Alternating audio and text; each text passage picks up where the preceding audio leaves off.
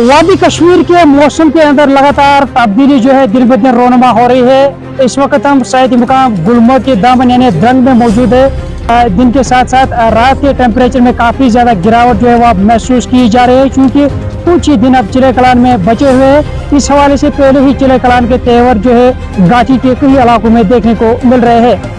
तस्वीर में आप साफ देख सकते हैं इस वक्त जितने भी नदी नालों के साथ साथ जो पाइप लीकेज जहाँ से पानी निकलता है, कहीं ना कहीं वो इस हवाले से अभी जो है जम चुका है और इस हवाले से लोगों को काफ़ी ज़्यादा सर्दी झेलनी पड़ रही है। तो जिस तरीके से महकमा मौसमियात का कहना है कि फिलहाल आने वाले एक हफ्ते तक मौसम लगातार खुश्क रहेगा, वही दिन के तापमान में थोड़ी बहुत जो है कमी भी आ सकती है। शहर श्रीनगर के साथ साथ जो है आज गुलमर्ग के अंदर जो इस सीजन की सर्द तरीन रात जो है महसूस की गई, वही तापमान -2 के करीब चला गया है। इस हवाले से लोगों को मजीद सर्दी झेलनी पड़ रही है। वादी कश्मीर के बाला इलाकों के साथ साथ अब मैदानी इलाकों पर भी इसका असर देखने को मिल रहा है, तभी जाके इस तरह की मौसमी सूरत इस वक्त यहाँ पर देखने को मिल रही है। चिले कलान में अगर कुछ ही दिन बाकी है, लेकिन चिले कलान के असरात जो है पहले ही वादी कश्मीर के अंदर जाहिर हो चुके हैं। आने वाले दिन में मौसम किस तरह का रुख इख्तियार कर सकता है, ये खास देखना होगा।